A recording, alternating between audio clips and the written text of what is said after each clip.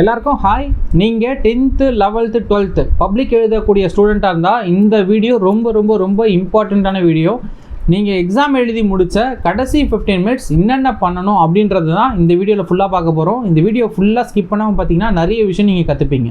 Public exam எழுதி முடிச்சதுக்கப்புறம் கடைசி 15 மினிட்ஸில் பண்ண வேண்டிய விஷயத்தில் ஃபஸ்ட்டு இம்பார்ட்டன்ட் விஷயம் என்ன அப்படின்னு சொல்லி பார்த்தீங்கன்னா அண்டர்லைன் ஒர்க். ப்ரெசன்டேஷனுக்கு ஆக்சுவலாக நீங்கள் எவ்வளோ ப்ரெசன்டேஷன் பேப்பரை நல்லா வச்சுக்கிறீங்களோ அந்தளவு மார்க் அதிகமாக வரதுக்கு சான்சஸ் இருக்குது. இப்போ நீங்கள் ஒரு 5 மார்க் கொஸ்டின் எழுதுறீங்கன்னு வச்சுக்கோங்களேன், அது ஒரு 4 மார்க் கொடுக்குற அளவு இருக்குது அப்படின்னு வச்சுக்கோங்க. அதை நீங்கள் ப்ரெசன்டேஷன் விதமாக நல்லா பண்ணி அந்த பேப்பரை சூப்பராக கொண்டு போயிட்டீங்கன்னா 5 மார்க்ஸ் கொடுக்கும் சான்ஸ் இருக்குது. ஏன்னா நீங்கள் எல்லா கொஸ்டினும் நல்லா பண்ணும்போது அந்த கொஸ்டினும் அந்த ப்ரெசன்டேஷனை அட்ராக்ட் பண்ணி அந்த கொஸ்டினுக்கும் 5 மார்க் கொடுக்க வாய்ப்பு இருக்கும். அதனால் ப்ரெசன்டேஷன் ஒர்க், டபுள் லைன் போடுறது, எங்கெங்கெல்லாம் பாக்ஸ் போட்டு காட்டுறது, ஒரு கொஸ்டின் முடிஞ்சால் டபுள் லைன் போடுறது, இது எல்லாமே பார்த்து நல்லா பண்ணுங்கள். ப்ரெசன்டேஷன் எவ்வளோ சூப்பராக இருக்கோ உங்கள் பேப்பரில் அந்த அளவுக்கு மார்க் அதிகமாக வர வாய்ப்பு அதிகமாக இருக்குது. ஆக்சுவலாக நீங்கள் பப்ளிக் எக்ஸாமில் பார்த்தீங்கன்னா ஓரளவு படிக்கக்கூடிய ஸ்டூடெண்ட் கூட கொஞ்சம் நல்லா மார்க் வாங்க சான்ஸ் இருக்கும். ஏன்னா அவங்க ஹேண்ட் ரைட்டிங், ப்ரெசன்டேஷன் எல்லாமே ரொம்ப நீட்டாக வச்சுருப்பாங்க. அதனாலே அந்த டீச்சர்ஸ்க்கு எல்லாமே கரெக்டாக எழுதியிருப்பாங்க அப்படின்ற ஒரு நம்பிக்கை வந்துடும். எதனா ஒரு 2 கொஸ்டின் கரெக்டாக எழுதும்போது 3வது கொஸ்டினுக்கும் அவங்க டிக் போடுறதுக்கு அந்தளவுக்கு வாய்ப்பு இருக்குது. அதனால் ப்ரெசன்டேஷன் ஒர்க் நல்லா வச்சுக்கோங்க, ரொம்ப சூப்பராக பண்ணுங்கள். 2வது இம்பார்ட்டண்ட்டான விஷயம் என்ன அப்படின்னு சொல்லி பார்த்தீங்கன்னா, மிடில் எதனா பேஜஸ் எம்டியாக விட்டிங்களா அப்படின்னு சொல்லி பாருங்கள். எக்ஸாம் எழுதி முடிச்சுட்டு இருப்பீங்க, எல்லா பேஜஸும் ஒரு வாட்டி திருப்பி பாருங்கள். நடுவில் எதனா எம்டி பேஜஸ், ஏன்னா திருப்பும் போது 2 பேஜ் ஒட்டிட்டு இருந்திருக்கலாம், அதை நீங்கள் பார்க்காம திருப்பிட்டு இருக்கும்போது அந்த மாதிரி 2 பேஜஸ் எம்டியாக வரதுக்கு சான்சஸ் இருக்கும். அந்த மாதிரி எம்டியாக உங்களுக்கு வந்துருச்சுன்னா என்ன பண்ணணும் அப்படின்றதுக்கு செப்பரேட் வீடியோ நாங்கள் கொடுத்துருக்கோம். அந்த வீடியோ நீங்கள் பார்க்கலாம், ஒரு வாட்டி பார்த்துருங்க. ஆக்சுவலாக என்ன பண்ணணும்னு பார்த்தீங்கன்னா, நீங்கள் வந்து பென்சிலால் என்ன பண்ணுங்கள், ஸ்கேலை வச்சு ஸ்ட்ரைக் அவுட் பண்ணிவிடுங்க. அந்த பேஜை அடிச்சுட்டு பிடிஓன்னு மென்ஷன் பண்ணிவிடுங்க. பிடிஓனா ப்ளீஸ் ஸ்டாண்ட் ஓவர். நீங்கள் அப்படி எழுதிட்டிங்கன்னா எதுவும் ஒரி பண்ணிக்காதீங்க, இந்த மாதிரி நடக்கும்னு சொல்லி எல்லா டீச்சர்ஸ்க்கும் தெரியும். அவங்க பேஜை திருப்பிடுவாங்க, அதுக்கு வேண்டிய மார்க் போட்டுட்டு வந்துடுவாங்க. மிடில்லே நடந்துச்சுன்னா என்ன பண்ணணுன்றதுலாம் எல்லாமே டீட்டெயிலாக உங்களுக்கு அந்த வீடியோவில் நான் எக்ஸ்பிளைன் பண்ணியிருக்கேன். பப்ளிக் எக்ஸாம் அப்போ கடைசி 15 மினிட்ஸில் பண்ண வேண்டிய விஷயத்தில் 3rd ரொம்ப இம்பார்ட்டண்ட்டானது என்ன அப்படின்னு சொல்லி பார்த்தீங்கன்னா, ரிமைனிங் பேஜஸை ஸ்ட்ரைக் அவுட் பண்ணுறது. ஆக்சுவலாக நீங்கள் எழுதி முடிச்சிட்டா அப்புறம் ரிமைனிங் பேஜஸ் எதனா அந்த புக்லெட் இருந்துச்சுன்னா பெண்ணால் ஸ்ட்ரைக் அவுட் பண்ணுங்கன்னு சொல்லுவாங்க. நீங்கள் பெண்ணால் ஸ்ட்ரைக் அவுட் பண்ணாதீங்க, பென்சிலால் ஃபுல்லாக ஸ்ட்ரைக் அவுட் பண்ணிவிடுங்க. திடீர்னு எதனா கொஷின்ஸ் நீங்கள் மிஸ் பண்ணியிருந்தீங்கன்னா அந்த பென்சிலால் தான் நீங்கள் ஸ்ட்ரைக் அவுட் பண்ணிட்டு இருக்கும்போது எரேஸ் பண்ணிவிட்டு நீங்கள் வந்து என்ன பண்ணலாம், அந்த மிஸ் பண்ண கொஷின்ஸை எழுத முடியும். இதுவே பென்னில் ஸ்ட்ரைக் அவுட் பண்ணிட்டீங்கன்னா உங்களால் எழுத முடியாது. அதனால் கடைசி 15 மினிட்ஸில் 3rd பண்ண வேண்டிய விஷயம், ரிமைனிங் பேஜஸ் எதனா இருந்துச்சுன்னா பென்சிலால் ஸ்ட்ரைக் அவுட் பண்ணுங்கள். 4th ரொம்ப இம்பார்ட்டண்டான விஷயம் என்ன அப்படின்னு சொல்லி பார்த்தீங்கன்னா, எல்லா கொஷின்ஸுக்கும் எழுதின எல்லா ஆன்சர்ஸ்க்கும் கொஷின் நம்பர் போட்டிருக்கீங்களா அப்படின்னு சொல்லி கண்டிப்பாக செக் பண்ணிக்கோங்க.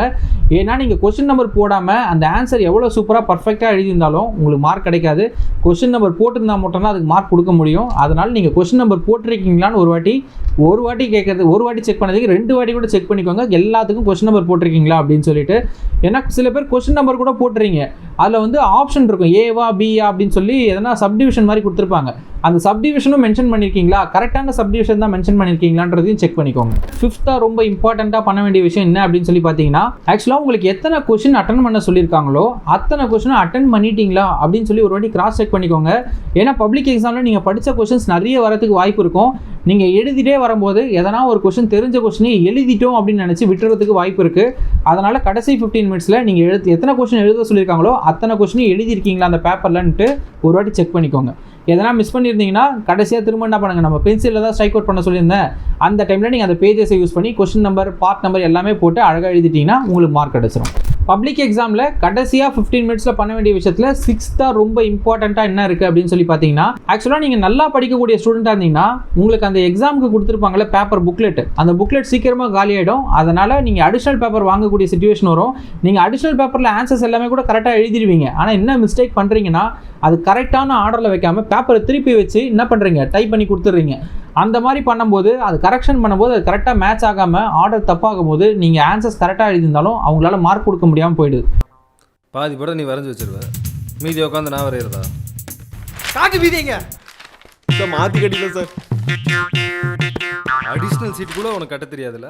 அதனால் கரெக்டான ஆர்டரில் தான் வச்சுருக்கீங்களான்றதை ஒரு வாட்டி செக் பண்ணிக்கோங்க. 7th ரொம்ப இம்பார்ட்டண்ட்டான என்ன விஷயம் இருக்குது அப்படின்னு பார்த்தீங்கன்னா, ஆக்சுவலாக நீங்கள் அண்டர்லைன்லாம் பண்ணிடுறீங்க, டபுள் லைன்லாம் போட்டு சூப்பராக பண்ணிவிடுவீங்க.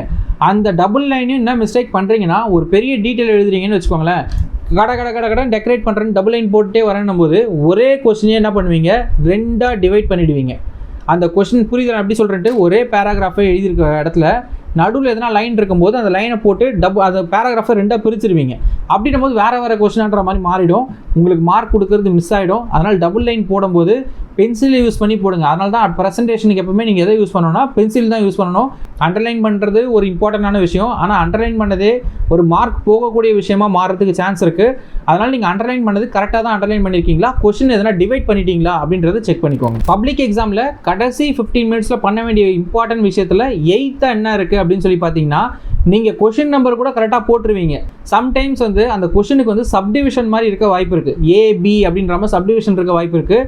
நீங்கள் கொஷின் நம்பர் மட்டும் போட்டு ஆன்சர் எழுதிட்டீங்கன்னா பத்தாது, அது சப்டிவிஷன் கொடுத்துருந்தாங்கன்னா அந்த சப்டிவிஷனில் எது எழுதியிருக்கீங்களோ அந்த சப்டிவிஷனை மென்ஷன் பண்ணால் தான் ஏ கொஷின் எழுதியிருக்கேன் இல்லை பி எழுதியிருக்கேன் அப்படின்றத மென்ஷன் பண்ணால் தான் அவங்களால மார்க் கொடுக்க முடியும். கடைசி 15 மினிட்ஸில் நீங்கள் செக் பண்ணும்போது கொஷின் நம்பர் செக் பண்ணுறது மட்டும் இம்பார்ட்டன்ட் கொடுக்காதீங்க, அந்த சப்டிவிஷனும் கரெக்டாக தான் எழுதியிருக்கீங்களா அப்படின்றது செக் பண்ணுறதுக்கு இம்பார்ட்டன்ஸ் கொடுங்க. பப்ளிக் எக்ஸாமில் கடைசி 15 மினிட்ஸில் பண்ண வேண்டிய விஷயத்தில் 9th என்ன பண்ணணும் அப்படின்னு சொல்லி பார்த்தீங்கன்னா, நீங்கள் எதனா டயக்ராம் வரைஞ்சிருப்பீங்க இல்லை கிராஃப் எதனா வரைஞ்சிருக்கீங்க அப்படின்னு வச்சுக்கோங்களேன். இப்போ கிராஃப் போடும்போது எக்ஸ் ஆக்சிஸ் ஒய் ஆக்சிஸ்லாம் கரெக்டாக போட்டிருக்கீங்களா, இல்லை எக்ஸ் ஆக்சிஸ்க்கு என்ன வரும் ஒய் ஆக்சிஸ்க்கு என்ன வரும்ன்றதெல்லாம் மென்ஷன் பண்ணிட்டீங்களா, இல்லை டயக்ராம் போட்டிருக்கீங்க அந்த டயக்ராம் என்ன அப்படின்னு சொல்லி கீழே அந்த டயக்ராமோட நேம் எழுதிட்டீங்களா, இதெல்லாம் ஒரு வாட்டி கிராஸ் செக் பண்ணி பார்த்துக்கோங்க. டயக்ராம் ரிலேட்டடாக வேறு எதனா கிராஃப் ஒர்க்கு இல்லை மேப் எதனா போடுறீங்க இல்லை வேறு எதனா வரைய சொல்கிறாங்க அப்படின்னா இது எல்லாமே கரெக்டாக பண்ணிட்டீங்களா, நேம் பார்ட்லாம் மென்ஷன் பண்ணிவிட்டு கீழே அதுக்கோட நேம்லாம் எழுதிட்டீங்களா, டைட்டில் எழுதிட்டீங்களா, இது எல்லாமே ஒரு வாட்டி செக் பண்ணிவிடுங்க. பப்ளிக் எக்ஸாம் அப்போ கடைசி 15 மினிட்ஸில் பண்ணக்கூடிய ரொம்ப இம்பார்ட்டண்ட்டான விஷயத்தில் கடைசி விஷயம் 10வது விஷயம் என்ன இருக்குது அப்படின்னு சொல்லி பார்த்தீங்கன்னா, நீங்கள் மேப் போடுறதா இருக்கட்டும் இல்லை வந்து சலான் ஃபில் பண்ணுறதா இருக்கட்டும் இல்லை கிராஃபாக இருக்கட்டும், இது எல்லாத்துக்குமே கொஷின் நம்பர் போட்டிருக்கீங்களா அப்படின்னு செக் பண்ணிக்கோங்க. ஏன்னா நீங்கள் ஆன்சர் பேப்பரில் நீங்கள் எழுதின ஆன்சர்ஸ்லாம் கொஷின் நம்பர் போட்டிருக்கீங்களா செக் பண்ணிவிடுவீங்க. இந்த சலான் அப்புறம் கிராஃபு மேப் இது எல்லாமே ஃப்ரண்ட்டில் வச்சுருப்பாங்க அந்த புக்லெட்டில். நீங்கள் என்ன பண்ணுறீங்கன்னா நிறைய பேர் எல்லாத்துக்கும் கொஷின் நம்பர் போட்டுறீங்க, ஆனால் இந்த மாதிரி கிராஃப் கொடுக்கறது மேப்புக்கு சலானுக்கு இதுக்கெலாம் என்ன பண்ணுறீங்கன்னா கொஷின் நம்பர் போடாமல் ஆன்சர்ஸ் எழுதிட்டு வந்துடுறீங்க. ஆக்சுவலாக அதுக்கும் நீங்கள் கொஷின் நம்பர் போடணும். அது மட்டும் இல்லாமல் அந்த சப்டிவிஷன் ஏவா பியான்னு எதனா கொடுத்துருந்தாங்கன்னா அதுவும் மென்ஷன் பண்ணணும். அப்படி எழுதினா மட்டும்தான் உங்களுக்கு அதுக்கு மார்க் தருவாங்க, இல்லை என்ன தான் கரெக்டாக எழுதினாலும் அதுக்கு உங்களுக்கு மார்க் தர மாட்டாங்க.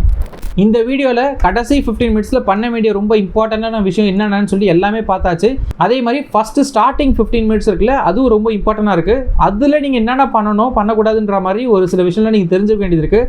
அந்த வீடியோ வேணும் அப்படின்னு நினச்சிங்கன்னா கமெண்ட் செக்ஷனில் சொல்லுங்கள். எத்தனை பேருக்கு தேவைப்படுதோ அதை பார்த்துட்டு நாங்கள் அந்த வீடியோ ரெடி பண்ணி போடுறோம். இந்த வீடியோ உங்களுக்கு ரொம்ப பிடிச்சிருந்துச்சு, இந்த வீடியோ உங்களுக்கு யூஸ்ஃபுல்லாக இருந்துச்சுன்னு தோணுச்சுன்னா இந்த வீடியோக்கு ஒரு லைக் பண்ணிவிடுங்க. நம்ம சேனலை மறக்காமல் சப்ஸ்கிரைப் பண்ணிக்கோங்க. பப்ளிக் எக்ஸாம் ரிலேட்டடாக நிறைய வீடியோஸ் போட்டிருக்கோம், இதுக்கப்புறமா போட போகிறோம். இது எல்லாமே பார்க்க நம்ம சேனலை போய் சப்ஸ்கிரைப் பண்ணிக்கோங்க. எல்லாரும் பப்ளிக் எக்ஸாம் ரொம்ப சூப்பராக எழுத ஆல் தி பெஸ்ட்.